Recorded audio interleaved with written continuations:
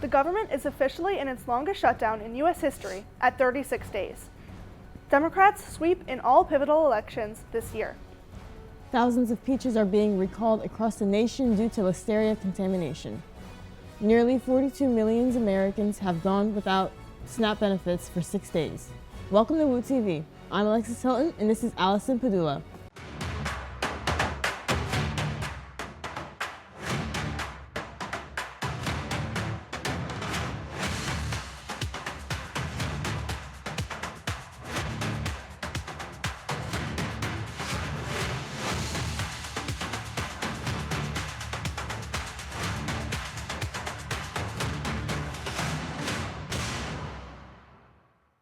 The current government shutdown is officially the longest in history, 36 days after surpassing the previous longest government shutdown, 35 days, under Donald Trump's first presidency in December 2019 to January 2020. The first shutdown was ended by the Federal Aviation Administration as they were forced to limit flights at several major airports due to a high number of air traffic controllers taking sick leave. Transportation Secretary Sean Duffy and Brian Bedford, the administrator of the Federal Aviation Administration, warned the government that they would curb air traffic by 10% at 40 key airports starting Friday if the shutdown wasn't resolved by then. 2 of the 40 airports includes Philadelphia and Newark. Philadelphia International Airport also released a separate statement on social media stating that it was closing 2 of their TSA checkpoints, Terminal A West and Terminal F, beginning Wednesday. Republican Senate Majority Leader John Thune told reporters on Monday he's optimistic that the government shutdown could come to an end this week. President Donald Trump spoke with CBS News 60 Minutes in an interview that aired on November 2nd. President Trump was asked about important, relevant topics such as Venezuela, immigration raids in Democratic-led cities, and the government shutdown. Not all of Trump's interview was televised on Sunday, but the full transcript of the conversation has been posted online to CBS News, and an extended version is available on YouTube. Trump turns to an ally to make America's shipbuilding great again. An island off the southern coast of South Korea is doing the kind of shipbuilding that President Donald Trump envisions for the United States. The Hanwha Ocean Shipyard, which covers an area the size of 900 football fields on the island of Yeoje, churns out both commercial and military ships at a far faster rate than yards in the United States, aided by the world's largest dry dock and crane. However, Danny Beeler, the principal port engineer for the ship, said it's more cost-effective for them to stay in the area, and Beeler is against the idea of sailing all the way back to the United States. Shipbuilding is a crucial economic and security issue for the U.S., which relies on ocean shipping for 80% of its international trade. The U.S. once dominated global shipbuilding, reaching its peak at the end of World War II before demand declined. Faced with this state of affairs, the U.S. is turning to its allies for help. The Supplemental Nutrition Assistance Program, or SNAP, has been without funding since November 1st due to the government's closure. Around 42 million Americans depend on the benefits when purchasing food. More than 24 states, cities, nonprofits, unions, and small businesses have sued the Trump administration to force the funds to be approved and distributed to the states. The administration is tapping into a $5 billion contingency fund to give recipients at least a partial payment, but the White House has stressed that it will take time for recipients to receive any payments. Considering that the typical amount distributed to recipients during November is $9 billion, the contingency will not be nearly enough for people who depend on it.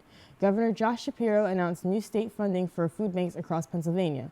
The Parker administration rolled out the One Philly SNAP support plan, putting $7 million toward a larger $14 million regional relief effort. These funds will go to food banks like Philabundance. On Tuesday, Election Day was a big win for Democrats across the country. In Pennsylvania, voters had the opportunity to vote on whether they wanted to see state Supreme Court Justices Christine Donahue, Kevin Dougherty, and David Wetch serve another 10-year term. Following the election, the PA Democrats retained their 5-2 majority as all 3 were reelected. If the 3 justices were not reelected, it would have put Republicans in a position to flip this critical court in 2027, as a temporary replacement would need to be appointed and approved. Mayoral candidate Zohran Mamdani, a self-proclaimed Democrat socialist, won his closely watched race, becoming the first Muslim and South Asian mayor-elect of New York City. Record numbers of voters turned out for New York's mayoral race. For the first time since 1996, more than 2 million people cast their votes. In New Jersey, Democratic Representative Mikey Sherrill defeated Republican Jack Ciattarelli in a very close governor race. Former Representative Abigail Spanberger won her race for governor in Virginia, becoming the first woman elected to the office ever.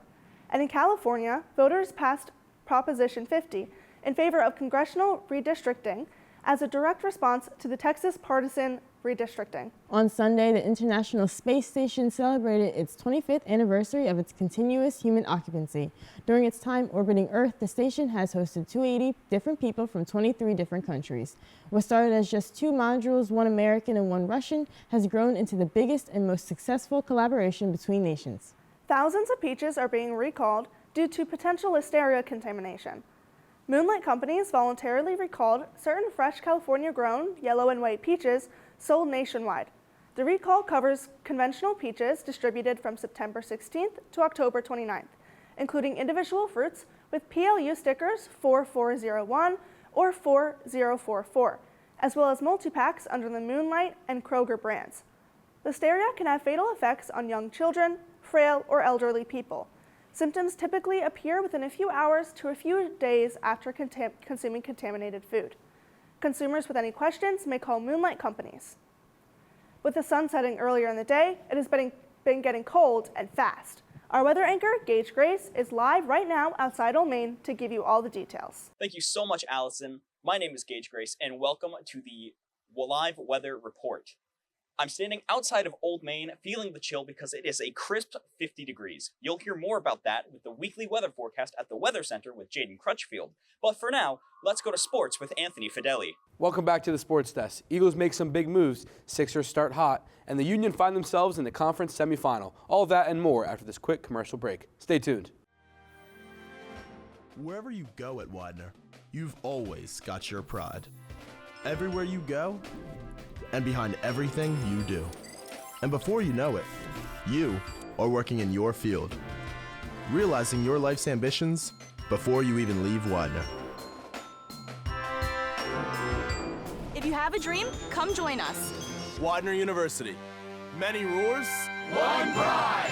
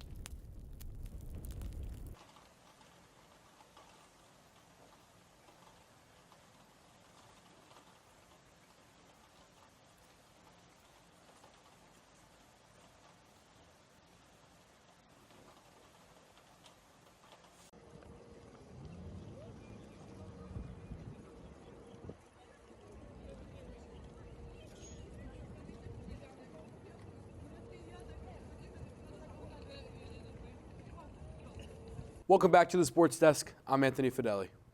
The Philadelphia Eagles continue their impressive 2025 season with a 6-2 record, holding first place in the NFC East Division. Coming off their Super Bowl victory over the Kansas City Chiefs last season, the Eagles have carried that momentum into the new season. Despite dropping consecutive games in Week 5 and 6, the team bounced back with a decisive victory over the Giants in Week 8, entering their bye on a high note. This past Tuesday was the NFL trade deadline, and the Eagles were clear about their championship intentions by executing 3 separate trades to address defensive concerns. The biggest move came Monday when Philadelphia acquired outside linebacker Jalen Phillips from the Miami Dolphins in exchange for a 2026 third-round draft pick. Phillips reunites with Eagles defensive coordinator Vic Fangio, who coached him in Miami in 2023, when Phillips recorded just 6.5 sacks in 8 games. The Eagles also swung deals for cornerback Michael Carter from the New York Jets and Jair Alexander from the Baltimore Ravens, adding crucial depth to their secondary. Meanwhile, on the hardwood, the Philadelphia 76ers have opened up their 2025-2026 NBA season with a 5-3 record. This marks a dramatic turnaround from last season's disappointing missed playoff run. The Sixers are currently averaging an impressive 125.7 points per game, ranking second in the league in points. With both teams performing at elite levels, Philadelphia sports fans have double the reason to celebrate. The question now is whether both franchises can maintain their winning ways and deliver a championship success. The Philadelphia Flyers sit at a record of 7-5-1. Safe to say the Flyers have been grinding out these wins as 3 of their last 6 games have been won in a shootout. This past Monday, the Flyers took on the Montreal Canadiens. Bobby Brink led the way to a 5-4 shootout win with 2 goals of his own. Looking ahead, the Flyers will host the Ottawa Senators this Saturday. Puck is set to drop at 1 p.m. The Philadelphia Union are moving on in the Audi 2025 MLS Cup playoffs. The Union served Chicago FC a clean sweep in the first round. With the win, the boys in blue are heading to the Eastern Conference semifinals and will play the remainder of their 2025 postseason at Subaru Park. After claiming the Supporters' Shield, the Union will either host Charlotte FC or New York City FC the weekend of November 22nd. Weeks ago, Widener football had themselves a day with a 32-14 win over Alvernia, as well as earning MAC Play of the Week. We sent our reporter Nicholas Roque to get more information. 2 weeks ago, Widener football team defeated Alvernia 32-14. One specific play stood out and was awarded the Mid-Atlantic Conference Play of the Week. This play featured a well-thrown 52-yard ball from quarterback Jaden Lazinski and a diving one-handed catch from wide receiver Marquel Perry. In an interview, both Lazinski and Perry discussed the thought process that goes into a play like that. I saw Q coming open, and I decided to give him a shot. It was 3rd and long, so the fact that he was able to make a diving one-handed catch, that's way more on the catch than the threat. Sometimes you misjudge it in the air, sometimes it just sails on you, and I thought it was going to be short, ended up being long, and I had to just get a hand on it. By the grace of God, it fell into my hands. This has been sports reporter Nicholas Roque from Widener TV Productions. Thank you for that report, Nicholas. Widener football will go up against King's College at home on Saturday, November 8th, for their senior day. And that's all for the Sports Desk. I'm Anthony Fedeli. Up next, after this commercial break, is our world news anchor, Lola Geyer. Let's go, Pride!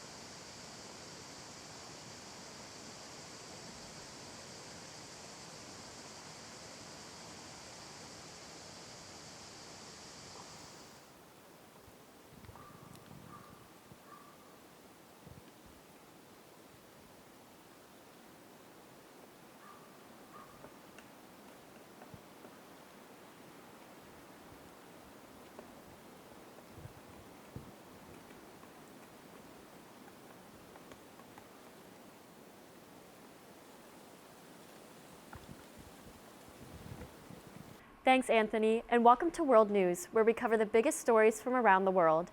I'm Lola Geyer. Tanzania is experiencing major protest after President Hassan won the most recent election with nearly 98% of the vote, despite hundreds being killed in an anti-government protests. Many have claimed that the vote was rigged after the 2 biggest opposing challengers have been disqualified from the race and that the president has mirrored authoritarian rule. Out of the 37 million registered voters in Tanzania, President Hassan won over 31 million of them. Demonstrators took to the streets to demand that the vote counting be stopped. The military was deployed in response to crack down on protesters. It's estimated that hundreds have died, but due to a nationwide internet shutdown, it's been difficult to get inside information.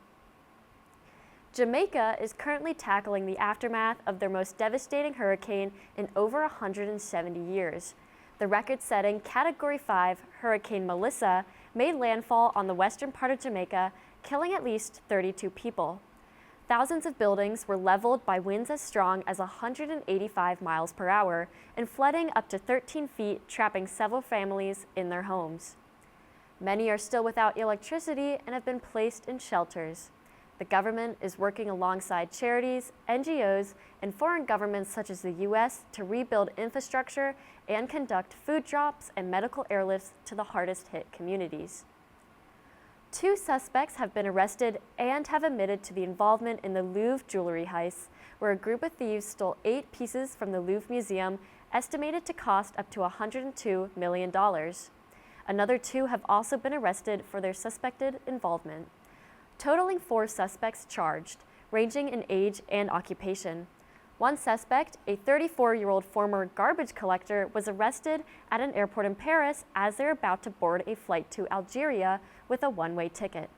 The suspect's DNA was found on one of the getaway scooters used during the crime.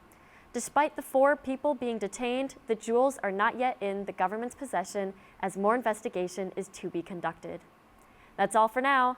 Let's head back to the desk with Alexis Hilton. Are you interested in what the day in the life of a professional or graduate student looks like? If so, register for the Widener Works experience. Widener Works matches students with alumni and friends of the university for a 45-minute informational interview or a 1 to 3 day job shadow over winter break. Students in the College of Arts and Sciences and Exploratory Studies are eligible to register. There are 24 alumni hosts this year. For more information, please check your email. Registration closes Monday, November 16th. Looking for an internship? Experience More is a Widener donor-funded program that is partnering with the Widener's Career Design and Development Office. You can fill out the survey in your email to be eligible. Reach out to Dr. Janet Long for more information. The deadline is November 30th, so make sure to apply before that date. Do you or someone you know own a small business that sells giftable products? Check your Widener email to apply to spotlight your Widener-connected business in an upcoming My Success blog. Now let's check in with Jaden in the Weather Center to see what we can expect for the rest of this week's weather. Thank you, Allison. Welcome to the Weather Center. Tomorrow's forecast. In the morning, it's going to be 38 degrees. At noon, it's going to be 58. And finally, in the evening, it's going to be 57. On Saturday, it's going to be rainy with a high of 68 and a low of 50. On Sunday, it's going to be rainy again with a high of 61 and a low of 48. Monday, it continues to rain with a high of 51 and a low of 34. On Tuesday, it's going to be a high of 43 and a low of 31. And finally, on Wednesday, there's going to be no more rain with a high of 52 and a low of 34. My name's Jaden Crutchfield. That was your weekly weather forecast. We'll be right back after the commercial.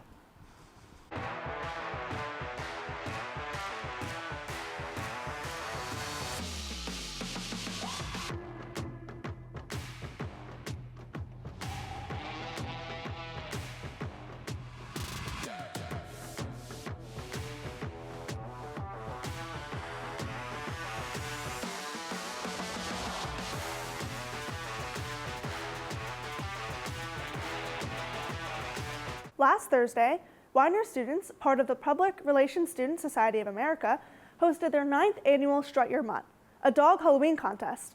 Our reporter, Ashton Wright, has more on the pups. What's going on in the University Center?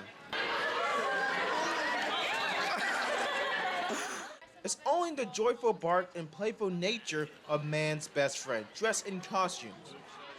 Welcome to Widener's 9th annual Strut Your Mutt event. Usually this event is taken outside, but due to the rain, they moved the festival indoors to keep everyone and their furry friends dry and happy. Inside, a dazzling array of big and small dogs is going to strut their stuff, showcasing their fabulous costume for our eager judges. They're not just looking for style, they're on a mission to find the ultimate cuteness. It's a heartwarming sight as dog owners gather all in the pursuit of prizes and having fun. My special dog is Cheeto. He is dressed as a Wild West cowboy. People love coming out to enjoy the lively atmosphere and have a fantastic time. I spoke with Dr. Angie Corbo, PRSSA faculty advisor and professor and chair of Widener's Communication Students Department, who talked about what the event means to her. I love this event. Students came up with the idea years ago in my event planning class, and then PRSSA took over the event. So this is our 9th annual. I love that people from the community come out. So whether you're a student, if you're a grad student, if you work here for Widener, you can bring your dogs out. And we've even had alumni participate in the past. So it's just something low stress. It brings people together, and it's just a feel-good type of event. Reporting for Woo TV, I am Ashton Ray. Thank you for that report, Ashton. My favorite was the pup dressed as the flight attendant. It was so cute. The honors program at Widener University is welcoming its largest ever class with 147 first-year students, despite the program's slow in growth over 37 years. Previously, years have only accepted 100 seats or fewer incoming students. The university expanded the program and added a wait list after the academic qualifications were strong for the fall 2025 semester. Students in the program must have a GPA of 3.25 or higher and take 5 honors classes to receive the benefits of early class registration and a scholarship. Here are some Widener events happening around campus. If you like tarot, magic, and immersive experiences, Lonebrook Theater's production of Strange Eons is for you. The show runs from November 7th to November 10th with 2 shows every night in Latham Hall. The first show starts at 7 and the second starts at 9. Tickets are free of charge and can be found at Lonebrook Theater on Instagram. Getting ready for the spring semester? The FAFSA for 2026-2027 is now officially open. Widener's Office of Financial Aid Services is holding an event for students and parents who may be applying for financial aid next year. The meeting will go over the financial aid process and answer questions about the new FAFSA guidelines. Join them on November 13th from 7 to 8 p.m. for more details.